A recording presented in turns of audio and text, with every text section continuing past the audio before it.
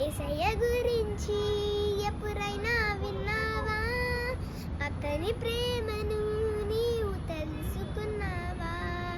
యేసయ్య గురించి ఎప్పుడైనా విన్నావా? అతని ప్రేమను నీవు తెలుసుకున్నావా? పాపులమైన మన కొరకై రక్తం కచ్చి ప్రాణం పెట్టి తిరిగి లేచి పిలుచుచున్నాడు. పాపులమైన మన కొరకై రక్తం కచ్చి ప్రాణం పెట్టి తిరిగి లేచి పిలుచుచున్నాడు. యేసయ్య గురించి ఎప్పుడైనా